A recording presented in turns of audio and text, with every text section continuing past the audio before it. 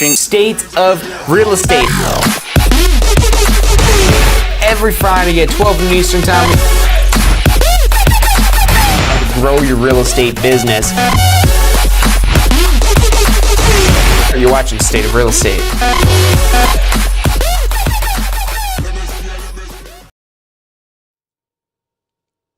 Hello and welcome to this week's episode of State of Real Estate. We are now currently live broadcasting here from New Tampa, our main headquarters office here for the Tampa School of Real Estate. And we've got some exciting headlines to share. The narrative over the last 2 years has been two things: high prices and low sales volume. Now, some of the headlines that we've seen recently, as well as the things that have already been implemented, are creating dramatic shifts in the market. There's one key concept from the course that applies so much here: is the market is slow to respond to supply and demand. So a year from now, 6 months from now, maybe even only 3 months from now, you're going to really start to see the effects of these changes that are already going into place. But the smart money is already getting ahead of that. We're going to show exactly how, so you're not left confused by what is going on, by the 50-year mortgages, by the minimum credit score, by the property taxes in Florida and mortgage portability and all of these things. We're going to make sense of all that today, so not only you can understand what's going on, but you can also position yourself to be able to take advantage of this surge of new customers in real estate. So let's head to the board and talk about this new era of opportunity and specifically unlocking Florida's real estate potential, even though there's a lot of these things that are going to be changing real estate nationwide. But Florida is very uniquely positioned to be able to get a huge benefit from a lot of this going on. So one of the things that, again, part of that story over the last 2 years has been high prices. And when it comes to price, it's driven by supply and demand. Now, you've seen some relief a little bit in certain markets, some more than others on pricing, but not huge drops in prices. Nothing that's suddenly making affordability completely change. Now, something that will drive supply significantly is an idea that's currently being formulated now. And that's mortgage portability. Mortgage portability. So mortgage portability is really the single biggest, most obvious solution to housing supply. Because right now, there's so many people in that pent-up demand, people waiting to sell because they don't want to sell and lose their 2.75% interest and trade up to a 7% interest if they were to go buy a new home. Because that's over double the interest rate if you're going from 2.75 to 7%, let's say. And that's an astronomical increase in the amount of interest. So a lot of those people are basically rate locked. They're locked into a great rate. But the only way to maintain that great rate of interest is to keep that loan and keep that property. Mortgage portability would ultimately solve that problem because it's going to eliminate that barrier of you don't want to lose your rate. You don't want to lose your rate, you could take it with you. Now, the exact way that this idea shakes out, and if it even makes it to the market, a lot of these things we talk about today are still maybes. Some of them are strong maybes, like this seems like something they're pretty seriously discussing right now. But then there's always things that could hold this back. The next slide I'm about to show you is something that has already been implemented, and it's going to actually bring over 3 million new buyers to the marketplace. And this went into effect November of 2025. But if we don't have more supply to help counter this new demand coming to the market, it's going to cause prices to rise rather drastically depending on the dynamics of the supply and demand. And again, there's some things going specifically for Florida that's really going to put Florida in the limelight for a lot of these things. But with mortgage portability being introduced, that would again solve the problem of someone who doesn't want to lose their interest rate when they've got a great interest rate on their home. Because financially, having a lower interest rate, a shorter mortgage term, those are all smart financial decisions. But especially right now, you don't have the luxury. Even if you've got perfect credit, you can't get a 2.75% mortgage rate. You have to go back in time to do that. And you can't. So again, so many people are locked in, and that keeps those listings from coming on the market. That keeps people from being able to upsize into a larger home that they need for their more kids, or downsize into a smaller home because now they're empty nesters. A lot more people are inclined to just sit on it because they don't want to make that financial decision of trading from one of the greatest interest rates they could ever get into a higher interest rate. And so this would bring significant liquidity to the market without having to rely on the Federal Reserve cutting the rate, which the Federal Reserve rate cuts don't just affect real estate, they affect the entire economy and the ability to borrow. And that's why they want to be conservative with the rate cuts, because it doesn't just affect real estate, although real estate does need some things to help stimulate it, to help get more transactions going, and at the same time countering those increases in prices. And the only way to counter the increase in prices while getting more people into homes is to increase the supply. And home builders can only build so many homes, and they can only build homes to people that will buy them. And this takes these buyers out of the equation right now, these sellers and these buyers. So that's a lot of transactions, again, that are pent up as they simply wait for the rate to get to a range to where they'd consider moving again. But until that happens, without something like mortgage portability, they're basically being penalized by that low rate, that they're stuck. They're not able to get that home, that larger home, that smaller home, that different location, to be closer to family, to be in a better retirement area, whatever it may be, because again, they don't want to give up that great rate that they've got. So that's mortgage portability. I'm excited to see what comes out of that. But here's something that is a sure thing, because this went into effect in November of 2025.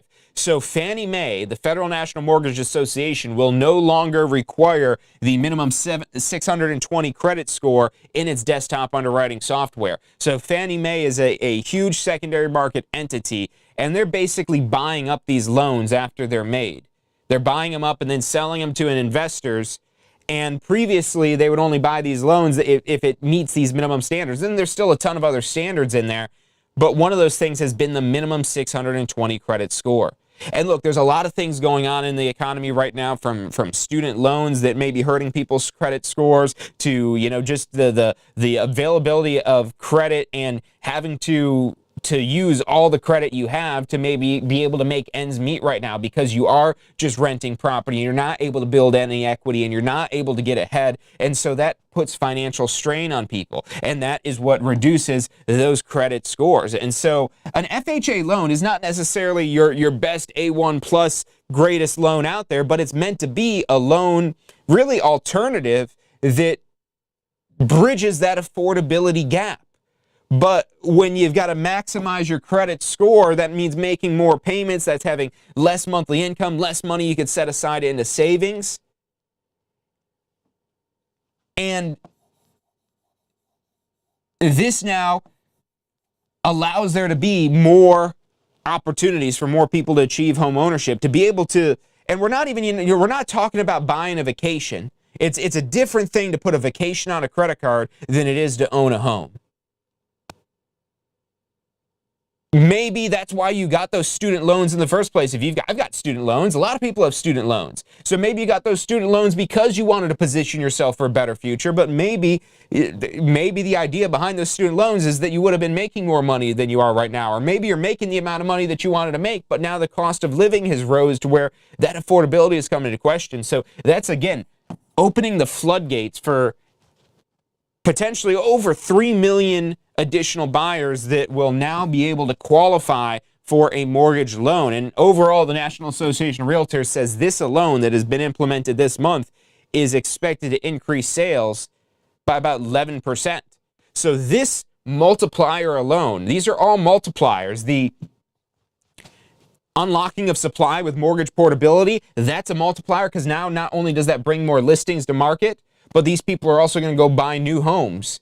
So listings come to market and they buy new homes. So that's more listings, that's more sales. This is a multiplier that's pending. This is a multiplier that just went into effect this month. Again, 3 million potential new buyers. That's a significant demand multiplier, increasing the demand of the amount of people coming out there to buy homes. The other, and I would argue probably potentially one of the biggest levers out of all these here, would be the 50-year mortgage. And now it's not the invention of a 50-year mortgage, because that's a thing that already exists, believe it or not. But what it is not, it is not a qualified mortgage, a QM or qualified mortgage. So in order for these banks to be able to resell these loans to these institutions, these entities like Fannie Mae, the Federal National Mortgage Association, or Freddie Mac, the Federal Home Loan Mortgage Corporation, these secondary market entities that are basically institutionalizing the investing in these mortgages, these single mortgages, package them together into conforming loans. So all that goes on in the secondary market. And so when a lender is making a loan, they're not determining their ability to carry this loan and get repaid over 30 years. They're making the loan to then resell it on the secondary market. But if the loan is not a qualified mortgage, if it doesn't fit the criteria, then they can't resell it. They have to hold that loan. And so that's why, while these exist, they're not common. Now, the big argument against a 50-year loan is, oh, well, that's so much more interest. Because yes, if you almost double the amount of time that you're paying the loan, it's going to be significantly more interest, because interest is based on time. The longer the time is, the more that interest will cost. Even if it's only 1% interest, it's always going to cost more the longer you carry that balance that has that whatever the interest rate may be. But the reality is, with home buyers, they're not always concerned with, this isn't the primary concern of what is the best financial product. The primary concern is, how do I become a homeowner? How do I position myself to start building equity? And you might say, well, John, the equity buildup is so much slower with a 50-year mortgage. And that's correct as far as it relates to amortization or the pay down of the debt. But regardless of the type of loan you specifically have, that doesn't affect the market value of your home. So even if you only had an interest-only loan where it wasn't even paying down the principal balance, if you have market appreciation, you are building equity. So you pick the right location, you pick a neighborhood that has the opportunity for growth and potential to where your home can become more valuable 5-10 years down the road. Your mortgage balance would be lower if you had a shorter loan term. So a shorter loan term would create that lower mortgage balance. But usually the loan payoff, even on a 30-year mortgage, even if it were a 15-year mortgage, is this much compared to the market appreciation that could be this much. The market appreciation that could be huge compared to the slightly better principal balance, having a slightly lower loan balance. So, yes, it is more interest, but the reality is most people don't pay their loans out to the end, especially when better mortgage rates become available. When better mortgage rates become available, that's when people will refinance. That's when they'll take their loan that's, let's say, at a 7% interest rate, and then interest rates drop down to 4%, so they refinance, they take out a new loan, and maybe at that point, it would make sense for them to go into a shorter loan term, because maybe they could still do that bigger payment, but now they could do it into a shorter loan term because the interest rates are lower. So this is not necessarily designed to be a better loan product for the marketplace, because the best is probably like 1 year. Or hey, if you could pay off your home in 6 months, that's going to save you the most money, because then you're not even paying a full year's worth of interest. But the reality is, the amount of financing you get for a 1 year or a 5 year or a 10 year or even a 15-year mortgage is significantly less than what you get on a 30-year mortgage. Just like a 50-year mortgage, it's now just pulling that lever a little bit to, hey, let's stretch these payments out a little bit. Over 50 years, real estate is all but guaranteed to appreciate in value as long as the home property is maintained. There's only so much land on earth in the first place. And we have an increasing population, especially here in Florida. And so that's driving those factors of demand. So this could now increase the affordability for that new homeowner. Again, maybe this isn't where you want to be, but maybe it's a place that you could begin. a new homeowner coming along, and yes, 50 years is a long time, but maybe in 5 years, that home has gone up 20, 30%. And so now you've got 20, 30, maybe even more than that percent in equity that you could sell. And if this is your primary residence, there's the capital gains tax exclusion. But most people, they'll want to reinvest the money. Now over here, we've got this $317 savings a month statistic here, and I want to pull the official statistic we looked at for this to make sure I get the numbers right on it. So this $317 a month savings would be the typical amount of savings on the monthly payment for a $450,000 loan. So a $450,000 home, that's maybe slightly above average, maybe slightly below average, depending on the particular market that you're looking at. But on a $450,000 loan, it's a $317 a month difference. Meaning that if you want to do that 30-year term versus a 50-year term, you're looking at maybe about $317 more, which maybe your priority is getting the best loan product. And so maybe you do want to go for that one that is $317 more if you could afford it. But then for the people that their debt to income, for what their family needs for this house, this is what it would allow to be in the location that they're in, for the job that they're in, for all these other factors that go into people making the decision of what they call home, of where they want to invest, that they could potentially, on that $450,000 loan, lower their monthly payment by about $317 by opting for that 50-year term. So now that significantly increases the affordability of most borrowers without having to rely upon interest rates dropping. But then maybe the interest rates drop and you could lock in that $317 in savings on a 30-year loan, but now through a lower interest rate. This now gives you a long time to wait for a lower interest rate, to where you could refinance into better terms, or you know what? Maybe you've built enough equity to where you could have a larger down payment for the next property and you could trade up. As long as you've lived in your principal residence for at least 2 years, you could be excluded from the capital gains taxes. And so again, this might not be your end-all be-all. A lot of people joke about it, like, oh yeah, I'll be 80 years old and finally paying off my mortgage. No, you won't. You'll have paid this off a long time unless you've literally stayed in that same house for 50 years, which maybe that is your goal. If you could achieve that dream home that you'd want to be there for 50 years, then why wouldn't you just choose the 50-year option? Unless you maybe could afford those shorter loan terms. But here's another way to look at this, is now take that money that you're saving, that $317 a month, and let's do this. Let's put chat to the test right here. Hey, so I'm thinking of taking a $317 a month amount and depositing that every single month into some sort of stock account, maybe just something as anyone could do as an investor. What could that $317 a month, every single month being deposited, along with what compounding would happening in the market, what could that balance be 50 years from now? Absolutely. Let's dive into that. So if you're looking at putting in $317 every month into, say, a pretty standard stock market investment account, think something like an index fund that might historically average around, let's say 7% annual return after inflation, then we can definitely get a ballpark figure. If you just do the math on compounding, over 50 years, that monthly contribution can really snowball into something pretty impressive.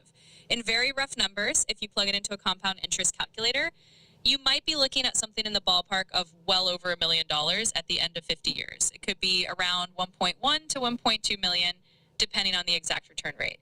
And of course, that's just a projection. Markets can do all sorts of things. And that's only 7%, which that's great, but maybe you could get more than that. I know investing in real estate, you could get more. I'm more of a real estate guy. That's why I got to ask ChatGPT for the stock advice. But you talk to a financial advisor, and they might say, yeah, we could make more money than what you're going to pay in interest on that 50-year loan. So you could take that $317 in savings, if you could afford it, and then put that money into a smarter place. Rather than giving it to the bank to allow them to put it into a smarter place, you agree to a longer term, and now you can invest from the get-go. Because you know what, if you did pay this off early, well, then you're delaying your investing for 30 years. So you could delay your investing for 30 years, or you could take advantage of the significant compounding that will occur over 30 years, and that's what something like this would allow you to do. So it's a really creative way of adding some stimulus to the real estate market to solve a lot of the problems, to help solve the problem of affordability, to help solve the problem of even being able to qualify for a mortgage, to help solve the problem of supply on the market, which is one of the main factors that have been driving prices so high over the last few years. And Florida itself is very uniquely positioned because of the tax advantages. So this has already historically been the case for Florida by the fact that we don't have a state income tax here in Florida. So a lot of people flock to Florida simply because of the state income tax.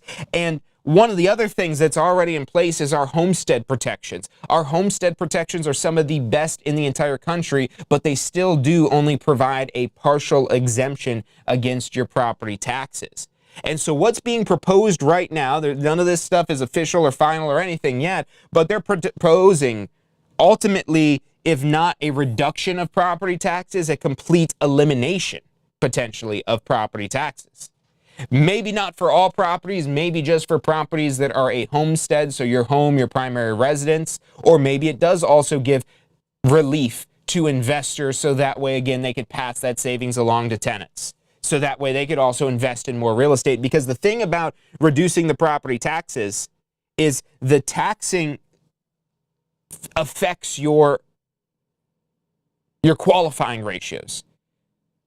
Because the amount of money that you pay as your monthly payment is not going to be just based on your loan in terms of them qualifying you. It's also based on your taxes and insurance and as well as your other debts. And so when you take out that portion that would have to go to property taxes, that immediately increases the affordability as well. And so this is something unique to Florida, and there's already a lot of other factors going on, things that make people want to move to Florida from places like New York or California or the middle of the country somewhere. Maybe they want to be here for the beaches, the weather, the income taxes, the potential property tax savings that are being proposed now, because this alone right here, not only would it immediately give property owners relief, but it would also drive the market here in Florida even more, because instantly Florida appears to be a better investment because there is less expense that has to go towards property taxes.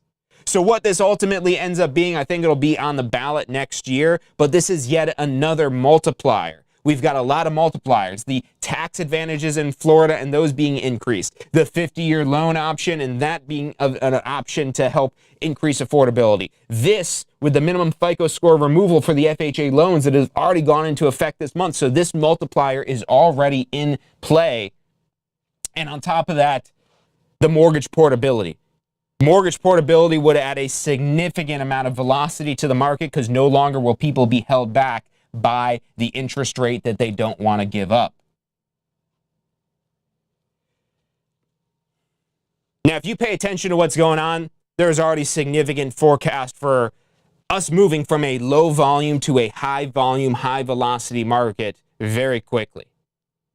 And you can already see the smart money at work and at play. Now, what do I mean by smart money? Well, if you've ever heard follow the smart money, it means follow the people that make a lot of money through investing.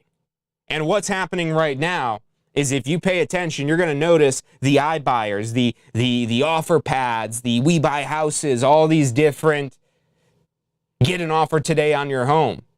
Those ads are pumping again, and it's because they want to get ahead of the increase expected in the market because of this upheaval of supply and demand due to the one multiplier of the FICO score already in play, and all of these other ones are on deck as proposals that are being seriously considered that could be policy by maybe as soon as the end of the year.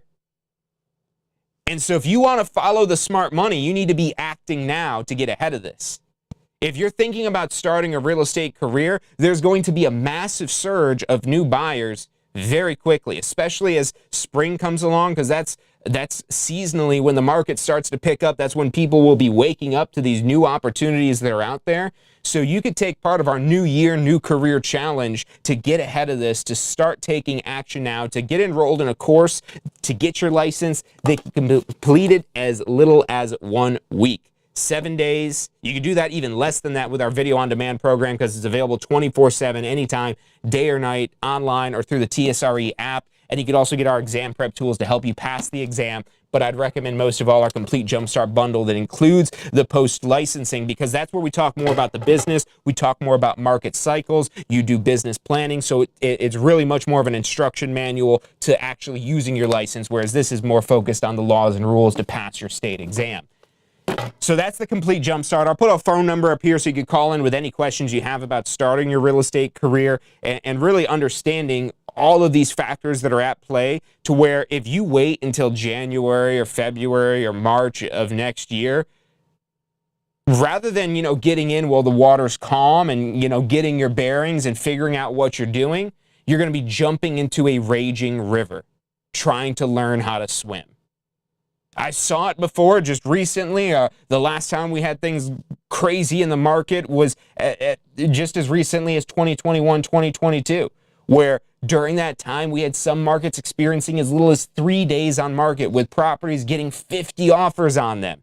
And things might not get that crazy because that is a little extreme, especially if they could balance both sides of the supply and demand with these different policies, such as the mortgage portability, such as what might be going on here in Florida with the property tax reductions.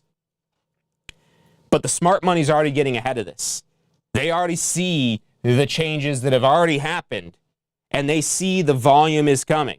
And the question is, will you be ready this time? Because the market cycles.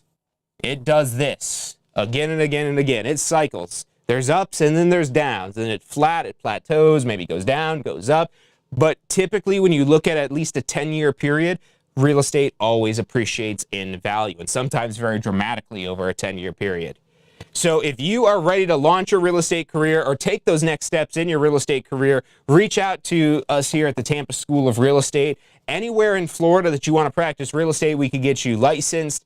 Even if you're coming from another state, we've had students from all 50 states and over 40 countries worldwide. So we're not just some little school here in Tampa. We're Florida's leading real estate education institution with classrooms throughout the Tampa Bay and Central Florida area, and our online virtual classrooms available worldwide.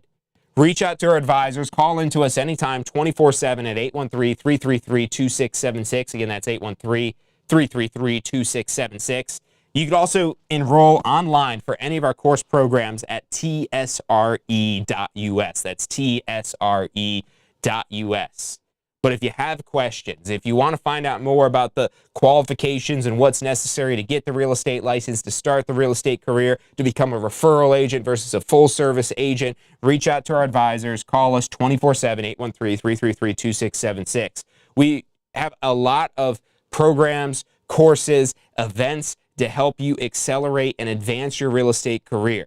One of those is the Florida Real Estate Career Fair coming up on January 3rd. So January 3rd, we're going to be bringing brokers and real estate opportunities from all over Florida right here to our main headquarters in Tampa for the biggest and best networking event of the year, where you can find out, as a newly licensed agent or somebody who's in the process of getting their license, if you haven't gotten licensed yet by January, you could still come to this event.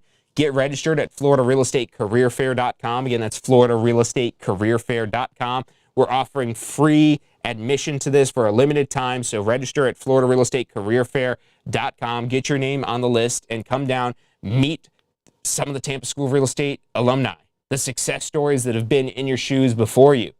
Meet the different brokerages and firms that are there actively recruiting new agents. Whether you're looking for a part-time or a full-time opportunity, there's going to be plenty and many of those at this event. So that's January 3rd, floridarealestatecareerfair.com. If you've already taken the course and you need, again, those tools to help you pass the exam, even if you've taken your courses with another school, you could get our exam prep tools. Your certificate of completion is good for 2 years. We have an adoption program, so regardless of what school that has orphaned you, we will adopt you and help take you in and help you advance your real estate career. And if you've got that certificate from them already, that certificate is good for 2 years. So if you've been orphaned, come on down to the Tampa School of Real Estate. You won't be alone. You could join the other Tampa School of Real Estate alumni who maybe they did take the course with us, or maybe they're in the same shoes as you where they just came to us for the exam prep tools and said, man, I should have went to TSRE when I first started doing this here. But even if you're enrolled in our courses, we still recommend these exam prep tools for the simple fact that this textbook versus this workbook, it's 500 pages that the FREC requires to get the credit to take the exam. But when it comes to studying, we got this nice and simple 100-page workbook with 14 hours of videos that correspond exactly with this workbook, so you can follow along just like you're there in class. But rather than trying to cram this in all in one weekend, you can get 1 year access to this to take as long as you need to review this material. But could you do this in a weekend? Absolutely. Especially if you just finished the course, especially if you're ready to go. And that's where things like Real Estate Pro University could be a benefit to you, because not only could you get access to our video on demand programs to earn your license, your exam prep tools, and your post licensing, it also opens you up to our library and catalog of additional sales training, contract training, mortgage training, real world real estate training, from lead generation, working with renters and helping them become buyers, working with for sale by owners. We have a whole catalog of additional trainings available as part of Real Estate Pro University. So that's who we are. We're the Tampa School of Real Estate. We've been around since 2007, helping people advance their real estate career, and we'd love for you to become our next success story. Reach out to us at 813-333-2676. That's about all the time that we've got for today. Thank you all for joining me. Have a fantastic weekend, and I'll see you next week. Real estate is something that you're interested in pursuing. If you're interested in advancing your career, maybe you had your license before and it didn't quite work out. You didn't have the right guidance. You didn't have the right situation. You weren't at the right firm for you. It's okay to start over. It's okay to start again. Even if you've lost your real estate license and you maybe see the interest rates dropping and the real estate market picking up again, that you're interested in reactivating your real estate license. But the main thing is, again, finding out about these opportunities. So dress to impress. Come to the career fair ready to impress these recruiters at these firms, even if you are brand new. You know, this event is a very safe space. I don't even like using words like that, but it really is, because if you're new and you don't really know about real estate, this is the perfect place to come to ask those questions, because this is a room you could put yourself in with people that are going to be far beyond the experience that you have in real estate. Even if you are just getting started, the more hands you shake, the more money you make. Get your eyes opened to the opportunities that are out there.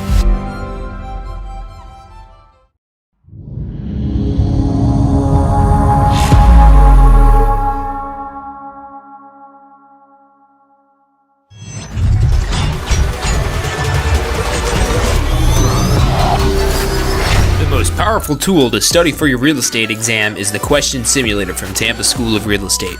We've used our years of experience in preparing students for the Florida real estate exam to bring you the most powerful exam study tool available.